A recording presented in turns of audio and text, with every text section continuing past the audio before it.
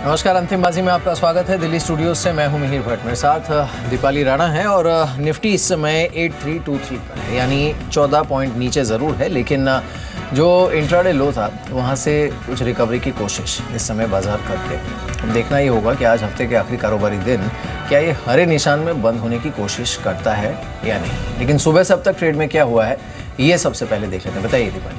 Thank you Mir. सुबह से एक रेंज में कामकाज हुआ है इंडियन मार्केट्स में, लेकिन इंपॉर्टेंट ये है कि रिकवरी इंट्राडे लो से दिखी है इंडेक्स पर और 8300 के ऊपर 8330 के आसपास अभी निफ्टी ट्रेड कर रहा है। एक छोटी रेंज में कामकाज हुआ है विद अ वॉलेटाइल बिहेवियर, लेकिन अलग अलग सेक्टर्स की परफॉर्मेंस अलग अलग रही है। आज सबसे ज्यादा बाजी मारी है फार्मा शेयरों में, जहां पर अच्छी खरीदारी आज के सेशन में दिखी है। यूएस एफडीए से जो न्यूज फ्लो रहा है फार्मा कंपनीज को लेकर वो भी काफी पॉजिटिव रहा है। बारिंग ल्यूपिन, अगर आप देखिए कैडिला या फिर एलेम्बिक, यहाँ पर एक अच्छी खबरें रही हैं। ईआईआर रिपोर्ट जारी हुई यूएस एफडीए की ओर से, जिसके बाद अच्छी खरीदारी इस पूरी सेक्टर में हमने सुबह से ही देखी है। लेकिन दबाव में आज रहे हैं telecom shares, capital good stock. सुबह से ये बिकवाली इन स्टॉक्स पे हावी हो रही है। Idea cellular, Tata Communication, Reliance communication, भारतीय एयरटेल कमजोर है। बीएचईएल, एलएनटी में काफी मुनाफा वसूली आज के सत्र में रही है, तो पेन में रहा है पूरा ही टेलीकॉम और कैपिटल गुड स्पेस आज के सेशन में। बैंकिंग में भी कोई खास एक्शन नहीं रहा है, लेकिन कुछ चुनिंदा बैंक से जिन्होंने स्ट्रॉन्ग परफॉर्मेंस दिखाई। और आप देखिए एसबीआई के associate bank, state bank of Mysore, state bank of Travancore, state bank of Bikaner and Jaipur, तीनों ही स्टॉक्स में एक जोरदार बाइंग अच्छे वॉल्यूम्स के साथ देखी गई है एसबीआई के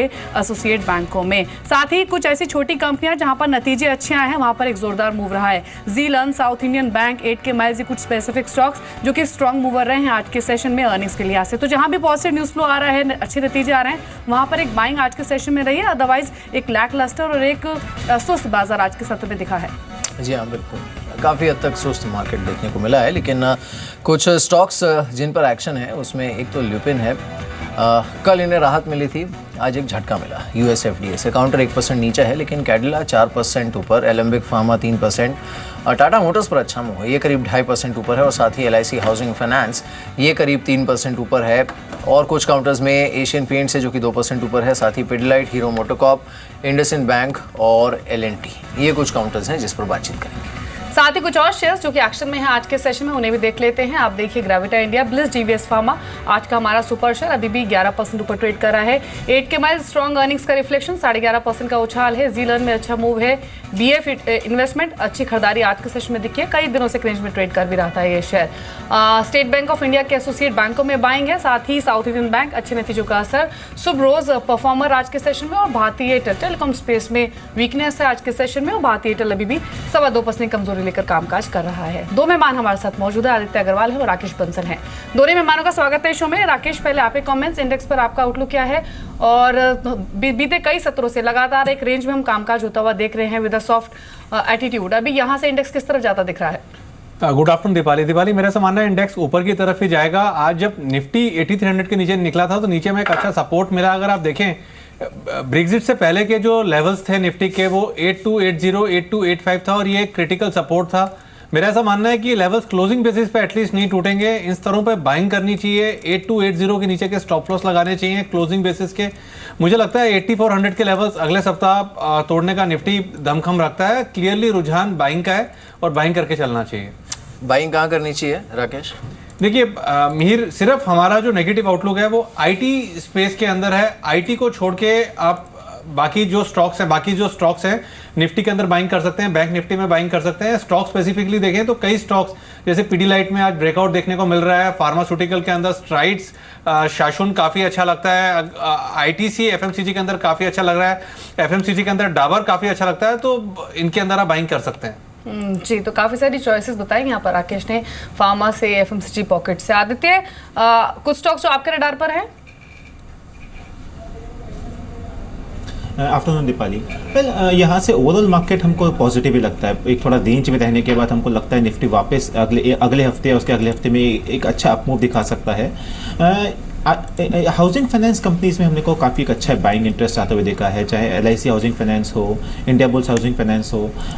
हमको लगता है कि यहाँ से एक अच्छा अपमूव इन स्टॉक्स में देखने को मिल सकता है। यहाँ से 5 to 6% का अपसाइड शॉर्ट टर्म में देखने को मिलेगा। तो इस सेक्टर में एक लॉन्ग पोजीशन इनिशिएट कर सकते हैं। ऑयल एंड गैस सेक्टर में देखें तो ओएनजीसी एंड रिलायंस, ये दोनों स्टॉक्स काफ़ी अच्छे लग रहे हैं। ओएनजीसी एक बड़े मूव के बाद थोड़ा सा करेक्शन आया था, अब वापस इसमें हमको लगता है कि यहाँ से एक पुल बैक देखने को मिल सकता है। तो यहाँ से एक 5 to 7% मूव हमको लगता है कि ओएनजीसी में शॉर्ट टर्म में देखने को मिल सकता है। तो इन कुछ स्टॉक्स में एक लॉन्ग पोजीशन इनिशिएट की जा सकती है। बिल्कुल। चलिए इस बीच एक बार निफ्टी के गेनर्स को देख लेते हैं। करीब टाटा 2.5% ऊपर टाटा मोटर्स है, साथ ही एशियन पेंट्स है, टाटा मोटर्स का DVR, hero MotoCorp, IndusInd bank, Aurobindo pharma, ये कुछ काउंटर्स हैं जिन पर अच्छा मूव इस समय बना हुआ है। आज ये जो एशियन पेंट्स का मूव है ये इंटरेस्टिंग है। राकेश, एशियन पेंट्स क्या सलाह है आपकी? मिहिर, डेफिनेटली खरीदना चाहिए। जिस तरीके से इसके अंदर मूव आया और जो टेक्निकल सेटअप है, क्लियरली वो बाइंग करने को ही बोलता है। स्टॉक में नीचे की तरफ देखें तो एक अच्छा बेस टूवर्ड्स 975 976 बना है और मुझे लगता है ये स्टॉक ऊपर में 1040 के स्तर दिखा सकता है। जी, इनफैक्ट एशियन पेंट्स ही नहीं, पूरे पेंट स्पेस में आज बाइंग रही है। बर्जर पेंट और कंसाई नेरोलैक यहाँ भी अच्छा उछाल है आज के सेशन में। ये दोनों स्टॉक्स भी 2 से 2.5% के गेंस लेकर कामकाज कर रहे हैं। कुछ और शेयर्स जो कि एक्टिव है उनमें आप देखिए LIC हाउसिंग 3% के उछाल के साथ 513 के लेवल्स पर है और सुबह स्टॉक की शुरुआत अच्छी हुई थी और कंसिस्टेंट मूवर ये दिन भर रहा भी है। पिडिलाइट एक स्टॉक जहाँ पर परफॉर्मेंस काफी ठीक ठाक रही है, यहाँ भी अभी भी उछाल देखा जा रहा है 2.25% के आसपास का। अगेन डे हाई पर ये स्टॉक कामकाज कर रहा है। आदित्य, आपके कॉमेंट्स क्या है LIC हाउसिंग और पिडिलाइट पर? वेल, दोनों ही स्टॉक्स काफ़ी प्रॉमिसिंग हैं। LIC में देखें तो वीकली चार्ट में स्टॉक ने एक 460 470 के ऊपर काफ़ी अच्छा ब्रेकआउट दिया है। 515 517 के आसपास इसमें एक इमीडिएट रेजिस्टेंस आता है, बट ओवरऑल स्टॉक का स्ट्रक्चर काफ़ी बुलिश है। हमको लगता है कि यहाँ से स्टॉक 545 550 तक के लेवल्स शॉर्ट टर्म में दिखा सकता है। तो इसमें एक लॉन्ग पोजीशन अभी भी करंट लेवल से भी इनिशिएट कर सकते हैं। स्टॉक कोई डिप आता है 500 के आसपास आता है तो वहाँ से रिस्क रिवॉर्ड रेशियो काफ़ी फेवर में होगा। विद स्टॉप लॉस ऑफ 488 इसमें एक बाइंग पोजीशन इनिशिएट किया सकती है। सिमिलरली पिडिलाइट में भी देखें तो कंसोलिडेशन के बाद स्टॉक में आज एक ब्रेकआउट देखने को मिला है। साथ ही साथ ओपन इंटरेस्ट में देखें तो स्टॉक ने करीब 18% से एक बिल्डअप, फ्रेश बिल्डअप देखा है जो कि लॉन्ग साइड में है। तो यहाँ से पिडिलाइट में भी काफी एक अच्छा मूव देख सकते हैं। 770 790 तक के लेवल्स हमको लगता है कि पिडिलाइट जल्दी दिखा सकता है। बिल्कुल। चलिए हमारे साथ अब गौरांग शाह जुड़े हैं, उनसे बात करते हैं। गौरांग, शुक्रिया इस बातचीत में शामिल होने के लिए। आज होता है कभी कभी ऐसा, आज थोड़ा ऐसा ही ट्रेड हमने देखा है, कुछ हद तक फीका ट्रेड है, लेकिन एक चीज़ अच्छी है कि मार्केट ने कॉन्स्टेंटली स्ट्राइव किया है 8300 के ऊपर रहने के लिए। कुछ एक न्यूज़ भी है, जैसे सरकार ने बैंकर से इन्विटेशंस मंगाए हैं सुट्टी में जो अपनी हिस्सेदारी है उसे कम करने के लिए। जो तो 3 सबसे बड़ी कंपनीज़ हैं यहाँ पर, ITC, L&T और एक्सिस बैंक, इन पर आपका व्यू क्या है? वेल, तीनों पर हमारी कवरेज पॉजिटिव है, ये डिस्क्लोजर है मिहिर। और ITC, L&T और एक्सिस बैंक हमें लग रहा है कि नतीजों के आधार पर भी आने वाले समय में जो रुझान है वो काफ़ी बेहतर हो सकता है। और सिर्फ एक मात्र दिक्कत है L&T को लेकर के, जो हमने नतीजे पिछली बारी देखे थे, जितने भी 8 वर्टिकल इनके जो कोर बिजनेसेस हैं उसको लेकर के योगदान तो काफ़ी बेहतर था। अगर इसी तरीके से ये रन रेट बरकरार रहा और कैपिटल गुड्स इंजीनियरिंग क्षेत्र के लिए जो सरकार ने कदम उठाया है उसका अगर सकारात्मक सा रुझान ज़मीनी स्तर पर भी आया तो शायद एक आउट परफॉर्मेंस हम जिसे कहते हैं वो L&T में आपको दिखाई दे सकता है, जो कि काफ़ी लंबे समय से फीका पड़ा हुआ था।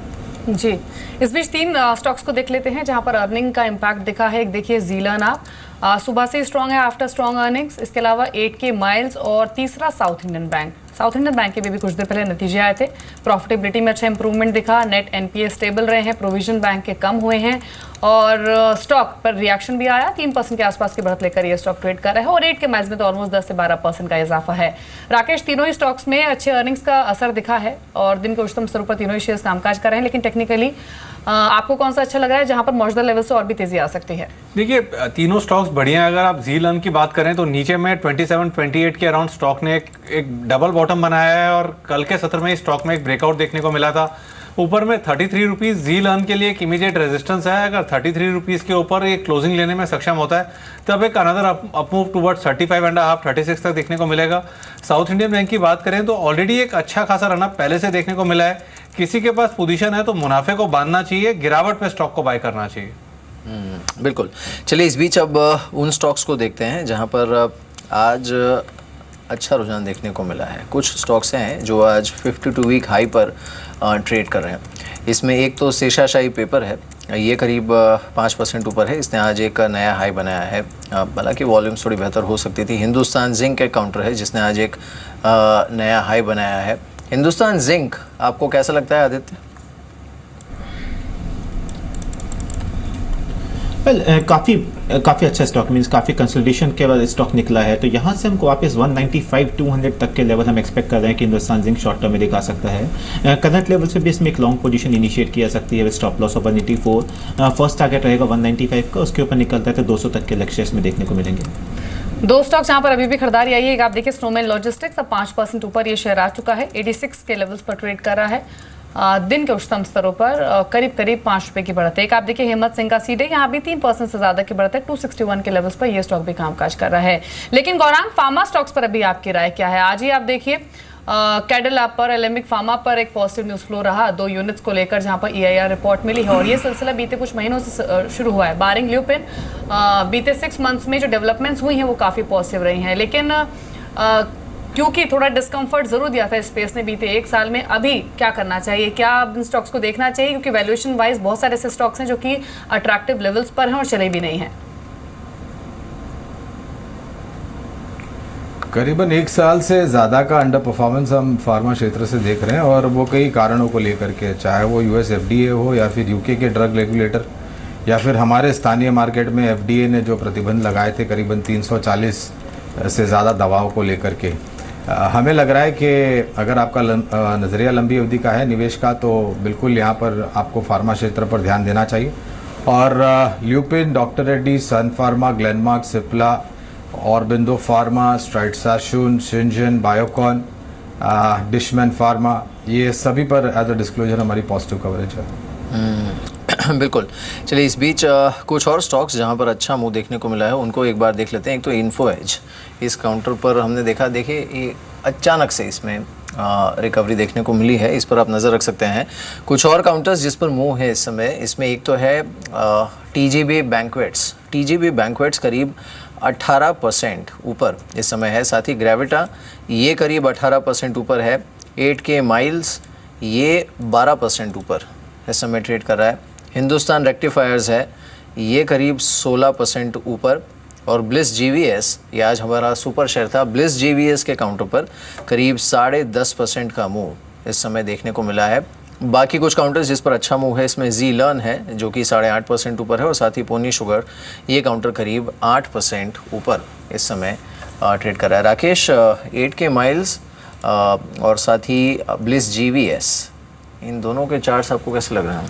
देखिए मिहिर, अगर 8K माइल्स की बात करें तो आज ही के सत्र में स्टॉक ने करेक्शन को ख़त्म करा है। चार्ट्स काफ़ी पॉजिटिव हैं 8K माइल्स के, और जिस तरीके से टेक्निकल स्ट्रक्चर है, मौजूदा स्तरों से फर्दर अपमूव टूवर्ड्स 2150, 2200 का रूल आउट नहीं किया जा सकता है, और मुझे लगता है स्टॉक इन स्तरों तक रैली ले सकता है। इस स्टॉक को बाय किया जा सकता है किसी भी करेक्शन पर, इंट्राडे करेक्शन पर। ब्लिस GVS फार्मा की बात करें तो आज ही के सत्र में इसने एक डाउनवर्ड चैनल से एक ब्रेकआउट लिया ऊपर की तरफ, और स्टॉक में जो फर्दर मूव है टूवर्ड्स 130, 133 देखने को मिल सकता है।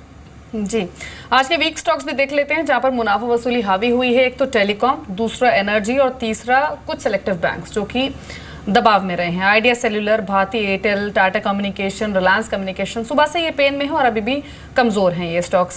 साथ ही एनर्जी स्पेस आप देखिए गेल 2.5% नीचे है। ONGC हाल ही के सत्रों में मूवर रहा है ये स्टॉक, लेकिन बीते 2 सेशन से करेक्ट हो रहा है और अपने 200 डेमा के भी अब नीचे आ चुका है।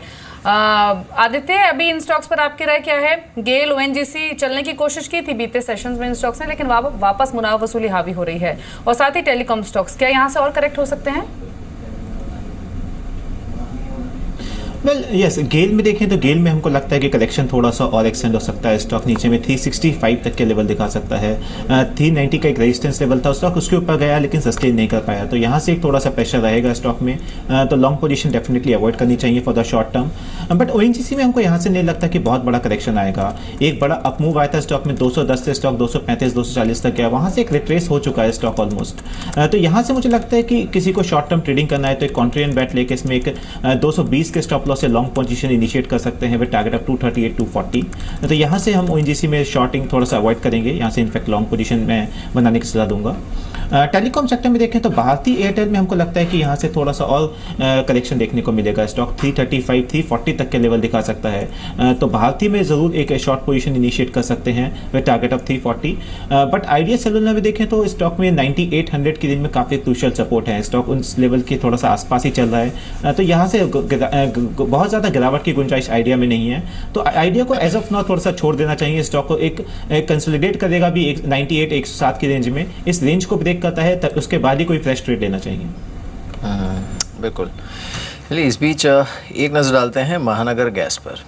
आज इसने लिस्टिंग के बाद का सबसे निचला लेवल बनाया और ये 500 के नीचे फिसला था। गौरांग, महानगर गैस पर आपका व्यू क्या है, आप स्पेशली इस ड्रॉप के बाद? लिस्टिंग काफ़ी अच्छी हुई थी और मोनोपोली है महानगर गैस की महाराष्ट्र में और ख़ास करके मुंबई शहर में। मैं मैनेजमेंट की टिप्पणियां सुन रहा था, जो पूंजी इन्होंने आईपीओ के माध्यम के द्वारा जुटाई है उसका इस्तेमाल करेंगे विस्तार योजनाओं में और कनेक्टिविटी को बढ़ाने के लिए।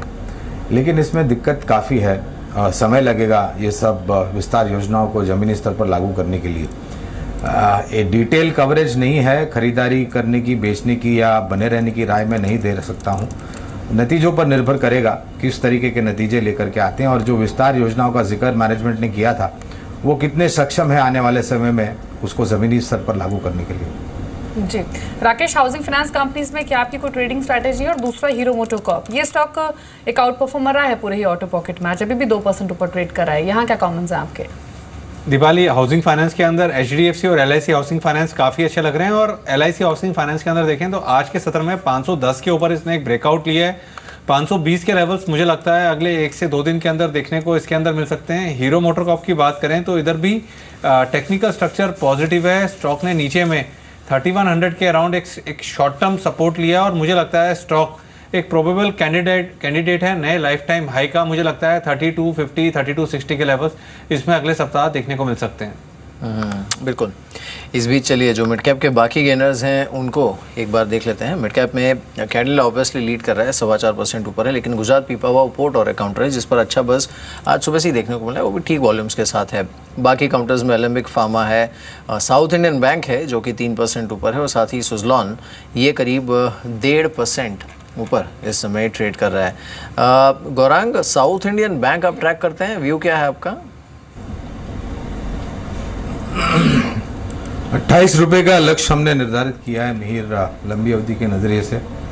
और आज सुबह ही हम इस स्टॉक के बारे में जिक्र कर रहे थे कि जो नतीजे आएंगे वो मुकाबले पिछली तिमाही के कुछ बेहतर हो सकता है। हालांकि NPA को लेकर के कुछ मामूली इजाफे हमने देखे हैं।